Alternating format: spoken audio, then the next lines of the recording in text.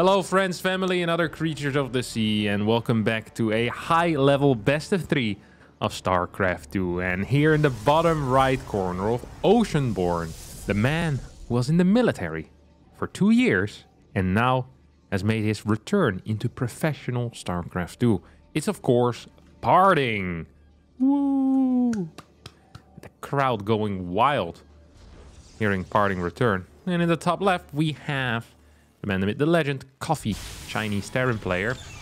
Pretty darn decent, but in Parting's heyday, when Parting was the king of the world, you know what Parting would do with Coffee? You know what Parting would have done with Coffee if this was 2.5 years ago? If this was 3 years ago, Parting at his peak, you know what he would have done? He would have taken this Coffee, 2 6-minute games maximum, maybe even a 5-minute game in there, maybe even a 4-minute game. Parting would have walked across the map with a Zealot and won the game with the Zealot. That's what would have happened, alright?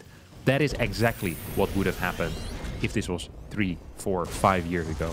But it is not 3, 4, 5 years ago. Parting just came back from military service, and I don't think he practiced any StarCraft at all in the past 2 years. Maybe, actually that's not true. At some point he spoke to me, he said, Kev, I've been playing a couple of games of StarCraft 2. Right now I'm Diamond 1. That's what he told me. He told me on Discord. I was like, Parting, you probably just haven't played enough games for your MMR to stabilize. He's like, no, I'm Diamond 1 now. It's over. I'm an old man. I'm slow. The army destroyed my brain. I told him, I'm not sure if it's the army that destroyed your brain or if that happened at birth already. And he ignored me for 5 months. But he's been talking with me again.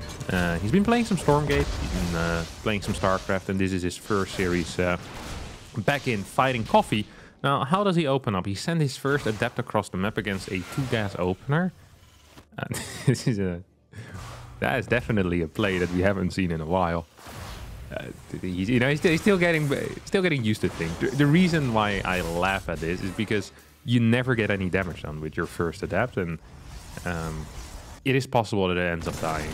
Oh, he tried to go for that. I love that he still knows the timing on that. Tried to go for the mine dodge there with the Adept. Did get a good scout as to what is kicking off. Didn't take any damage against the Reaper. No, that's not true. He lost a worker. Yeah. Oh, Parting. Losing a worker. That ain't good. Robotics facility going down, as well as we have 2 gateways. 2 batteries. No, 1 battery actually. No second battery. To me, this feels like a setup for either some kind of 3-gate or a 4-gate pressure. And the robotics facility is a little bit delayed. But that's normal because... Oh, actually, he only has 2 units. Wow. Parting here. With a... I don't want to call this a safe play. With a kind of a risky play here. A bit of a greedy play. Doesn't have that many units. Needs to warp in 2 Stalkers right away. It's going to do that in natural. And they're going to arrive just in time for the 6 Marine Mine Drop. This is one of Maru's, or was one of Maru's favorite builds for a little while in this matchup.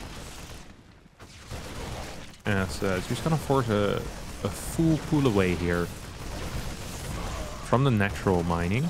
Oh, Stalker moving in mine range there. As I sent one probe forward. That was a real cute move, trying to trigger that mine.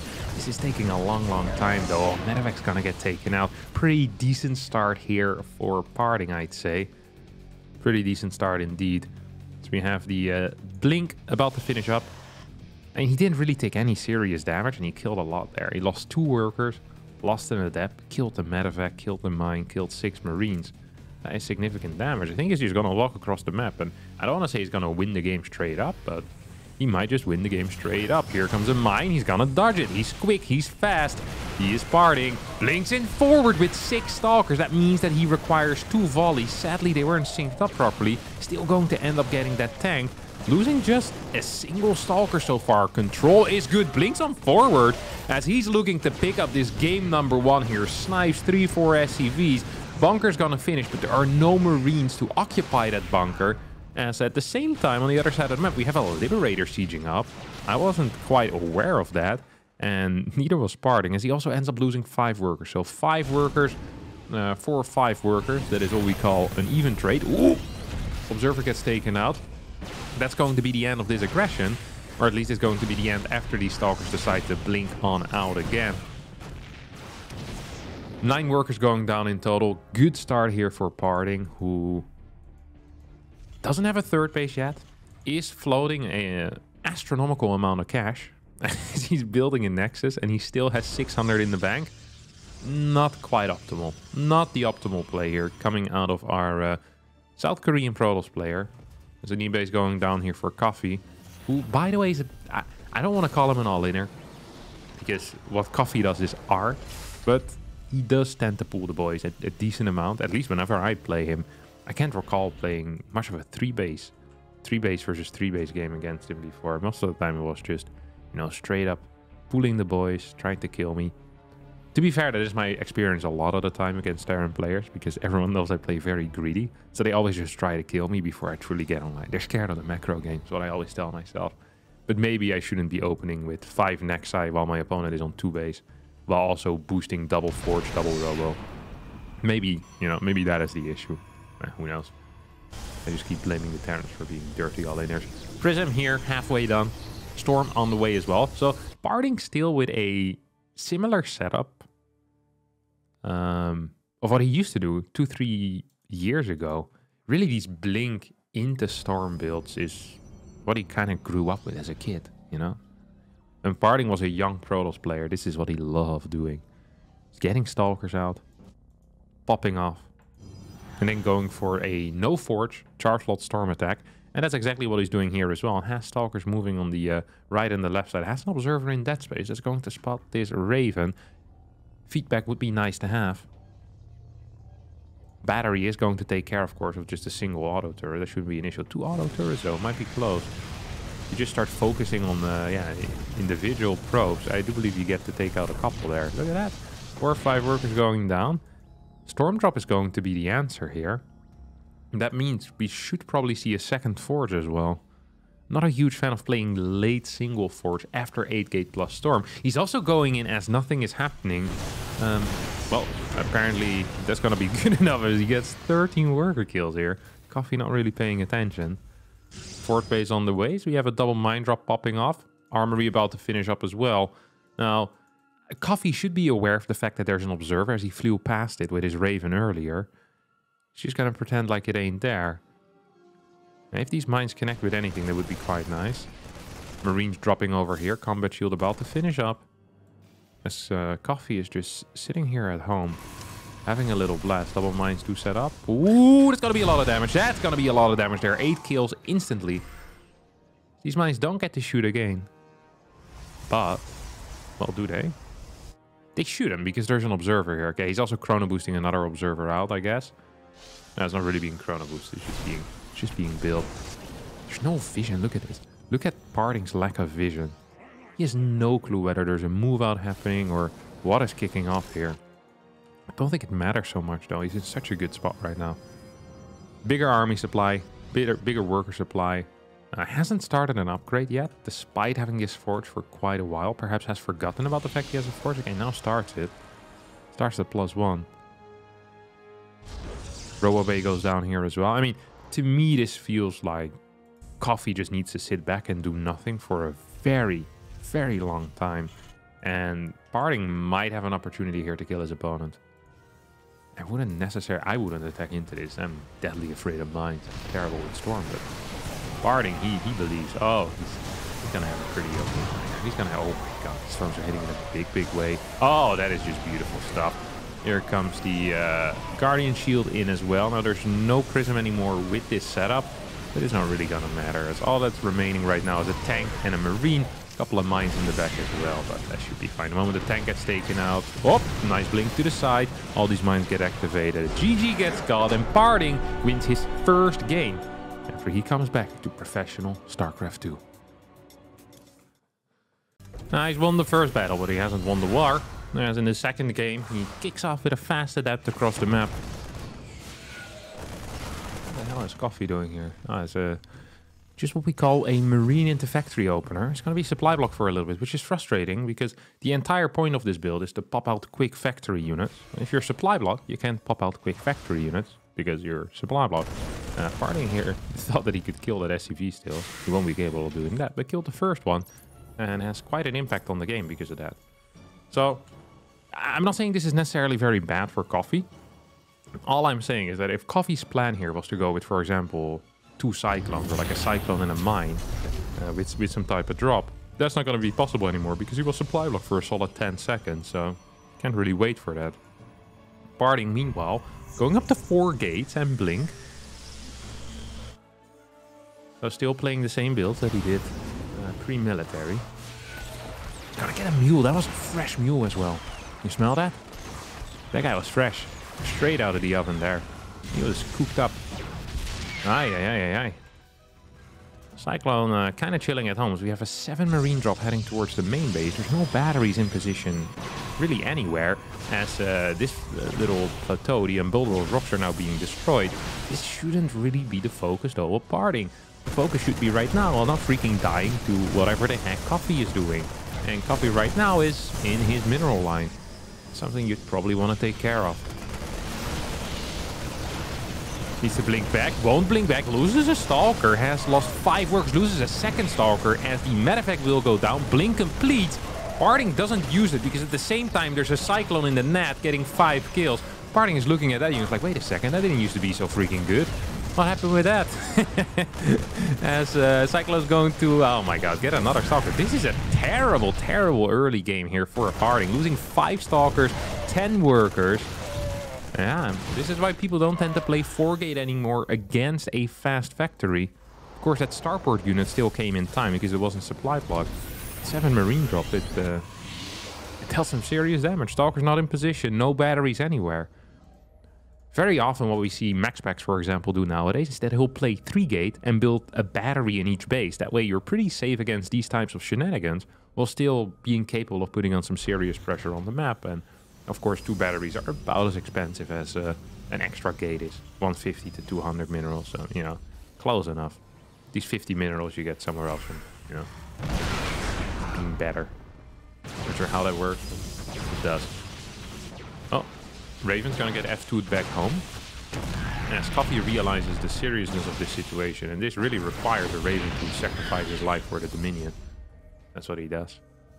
This is what Terrans often do when they feel like it's a serious situation. They're like, well, we could use the Raven to harass the other side and force a warp in at home, or I could F2 it back into my opponent's Stalker or into my opponent's Queens, and maybe he'll leave me alone. It seems like that trick didn't quite work on Parting. Parting doesn't respect, you know, the unwritten rules of TVP these days. He's old school like that. No, Terran sacrifices a Raven for no reason, and he looks at that and thinks of it as a free unit. While Protoss nowadays, they look at that Raven sacrifice, they're like, oh, okay, this is serious business. We gotta step back a little bit, you know? It's a proper thing to do. He just sacked a Raven because he doesn't have separate control groups. Let me just move back home. Parting still kind of committing to this, but also already teching into the Templar Archive. I hate Templar Archives pre-3rd base builds if it comes off of a 4-gate. I don't think this is good at all. I don't think... Oh, he's gonna go for a 2-base all He's gonna go up to 9 gates. It's also gonna take a 4th. No, that's not viable. I just don't think that's very possible at all here. Banshee making his way across the map as 2 more workers do get taken out by the Prism, but this is just not a good situation at all here for Parting. He has crappy supply. He's gonna get decent infrastructure. Double Vikings already on the way here. If this Prism dies, I almost see no future here for young Parting. Banshee gets another kill or so. 3 kills total. It's decent damage. As this bad boy is now stuck in the dead space. Now the cool thing about getting 2 Vikings is that you'll get the Prism guaranteed. Well, if there's just a single Viking, you recall it. Like, but now you get it. Yeah. Yep. Get that little bad boy. Ghost Academy goes down, and this is starting to feel like a game. A game of coffee. A coffee game. A little bit of a coffee game. No 3rd CC quite yet.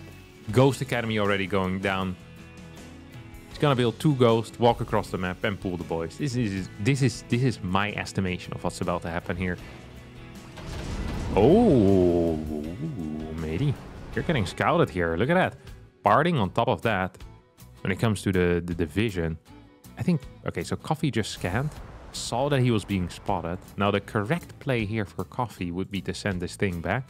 I'm not sure if he would have done this if these Stalkers wouldn't have just walked into Watchtower range, though. That's interesting to think about. As Ghost Academy has finished up, but Ghosts haven't even started yet. SCVs are still at home. You see this Prism, this Medevac. It's planning on going in. We get a big old scan forward. Let's see what we're gonna do here. Vikings moving in. There is a Prism. There are 4 Templar. Stalkers out of position as these mines are going in right now. They're gonna drop at the same time. Super Battery does get activated here defensively. This just looks like a very clean W here for Coffee, to be quite honest. Even without the Ghost, he's gonna kill a lot of workers here with these mines. Mines stay alive. He could pick them up, but Parting's just gonna tap out without even really fighting. As the score is all tied up. 1-1. And after losing a game, Parting does what Parting knows best. And that's sending a probe across the map to build a pylon. It's going to be the second pylon, so this is a proxy 1-gate build. In which you build the cybernetics core at home.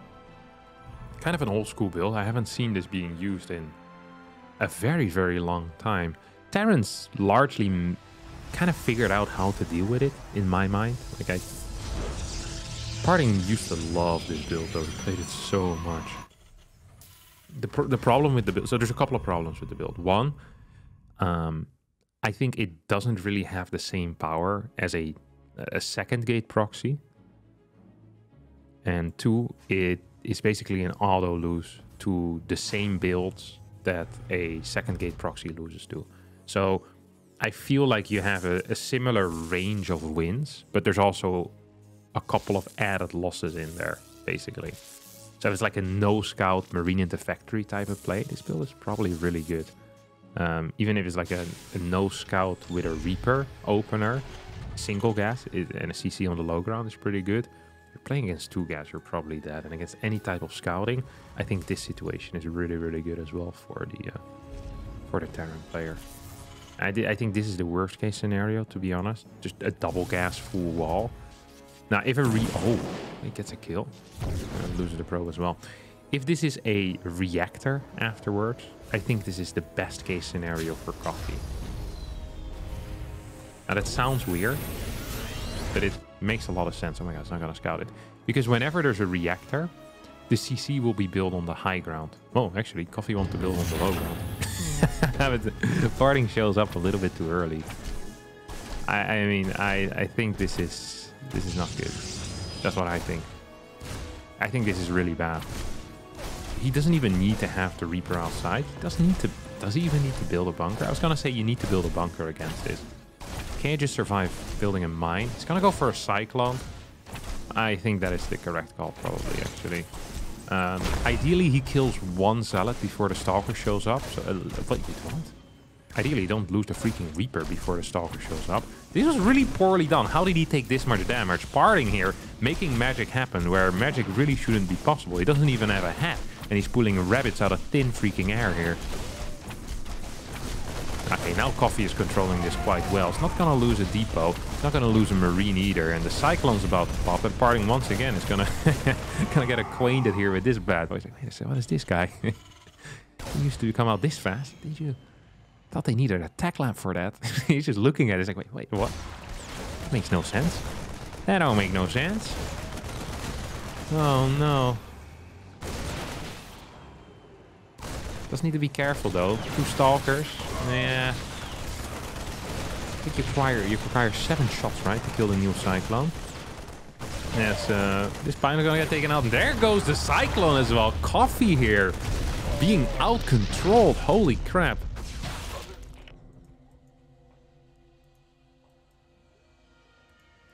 The definition of out control, they just put this GIF in the online dictionary. That was beautiful. That's 2 Stalkers there, no Stalkers dying, killing 4 Marines, a Cyclone and a Reaper. That is decent damage indeed. As the follow-up is going to be Phoenix 4 gate. This is, well, I guess this gate is gone, so it's going to be Phoenix 3 gate. A fairly bad build order. And right now, oh, he's going to robots. Okay, I'm not a fan of any of this. Yeah, not a fan of any of this really. So this situation looks even. Like you're looking at the worker count, right? And you think to yourself, well, maybe this isn't so bad for party. Look at the supplies. Oh, maybe it isn't so bad.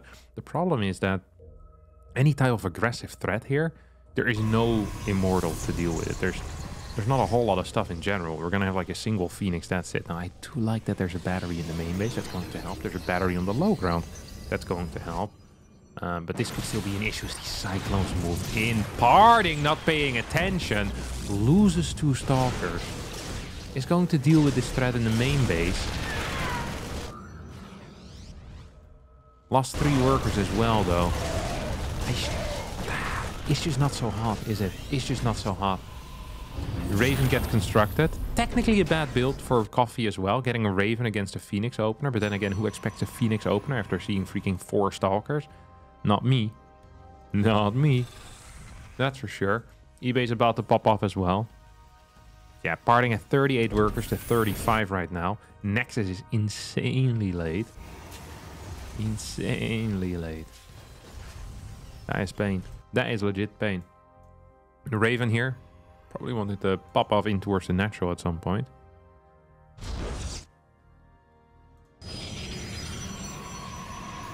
The Robo Bay hanging out as well. Here comes the Observer. As the Phoenixes now show up.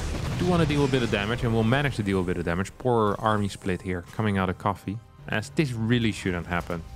When you're in this particular situation, you know there's Phoenixes out on the map. You should have your units pre-split. And there are enough units for a pre-split. 5 Marines, 1 Cyclone, 4 Marines, 1 Cyclone. That's the split that we're going for if you have this amount of units. And you should be fine against, well, against Phoenixes. You should be fine against Marines as well. Or against, yeah, just, well, there's just Phoenixes. So you're fine against the Phoenixes, and then that's it. Double mines are being set up. This has the potential to deal damage. Also has the potential to get taken out by this Observer. Oh, please, parting. So with the splash you can kill one, and then with the regular shot you can, you know, you need both shots to finish. Or you're just going to get 1 Phoenix. If you want more than 1 Phoenix, you need both shots to finish here. Here we go. Phoenix is flying in. Ah, Cyclone's gonna... Ooh, okay. Nice. Very nice indeed. Okay, Phoenixes stay alive. Colossus on the way. 83 supply. No battery yet. Gets built a little bit far back. Don't hate it. I don't hate it. I really don't. No vision here on the left side of the base though. This Observer is here checking stuff out. Check it out. Three barracks producing. No command center yet. Here comes Coffee. What's he gonna do? Are we gonna go for an old school frontal push? No, of course we don't. This is a new school, baby, and we're heading in towards the main base. Double auto turrets in the natural. That means that Phoenixes move over to deal with this Raven. It also means Phoenixes are out of position to deal with this. This is the lack of vision I was talking about. Pylon does barely spot it as the Phoenixes move towards the main right now.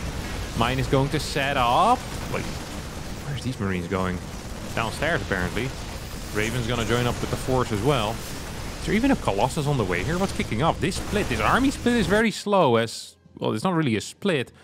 Parting struggling massively here with the control groups, it seems like. Super Battery does get activated. Pylon is gonna go down just barely. Sentry gets knocked out by the mine. Here comes a scan in forward. We don't have a recall available on this base. That means that this base is gone. 8-9 workers have already died. Parting making an absolute mess of this situation, and not in a good way. Oh no. That is such a painful little interaction here. A very simple move, and this is really the new school way of dealing with Phoenix Colossus. It's just something you need to get used to, is knowing that there's going to be massive army splits. Back in the day, people against Phoenix Colossus, they kind of roam around the map, clear some pylons, and then wait until Viking Ghost came out. Maybe try a frontal push. If that doesn't work, leave the game. But nowadays, by, you know, kind of Clem inspired, we have these massive army splits where sometimes non-medevac units, you know, just units by themselves, like 5 Marines run into a third base, and then 10 Marines run in the natural while you have a double drop heading in towards the main. Or, you know, there's loads of sequences you can imagine with just random Marines running into bases and sniping 6, 7, 8 workers, it's really difficult to deal with. You need good vision, you need good army splits, kind of pre-splitting most of the time, and being aware of all possible rotations. Parting here, getting caught completely out of position, does pull the workers away, needs to be so darn careful. Oh no, gets hit right in the face. 16 kills on that mine in total, 12 worker kills here just now as another mine here set up over at this third base. Parting's planning on going for an attack. Well, he is attacking already, he has 3 Colossi, has, what is it, 4 or 5 sentries. What do we have defensively, Coffee? We have a turret. There's 2 Vikings out here already, and Ghost popping out. This is just going to be such a difficult break to make here for Parting. He's gonna try his best, but the Observer's gonna get sniped. That means that these mines will activate once again in a little bit. EMPs cover the army, as the 2 Vikings are dishing out a lot of damage. Not enough Phoenixes to cover the air. Here comes Coffee, and Coffee is about to take this series 2-1 as the Vikings clear the prism. GG gets called, and in his first series, Parting shows the ability to play well, but these were knowledge losses, really. Like, just losses or lack of experience losses. That's what it was. I don't feel like he was slow at all. He was a little bit hesitant there with the split in this game, but his Stalker micro is still phenomenal. Like, his blink control seemed good. I think his build orders perhaps a little bit outdated, and he wasn't quite aware of what type of rotation Sterns would do. Now, I do think it was a fairly unimpressive defense against that drop in the main base. That army split should be better, but once again, if you're already pre-split or you have it kind of ready in your mind that this is a possibility, you're going to respond much, much quicker. I think if you're just surprised by it, it's always hard to do things, you know, when you're absolutely unprepared for it. So yeah, that's going to be it for me today. I'm glad I watched this. Fun to see him play some games, and I hope to see more of him in the future. I'm especially looking forward to what he has cooked up in PvZ. When Hero came back from the army, he actually kind of invented this new Blink Stalker double forge style, and I wonder if Parting has something similar. Always a very creative player as well. So looking forward to casting some of his PvZs as well, if I can get my hands on those. Thanks so much for watching, and bye-bye.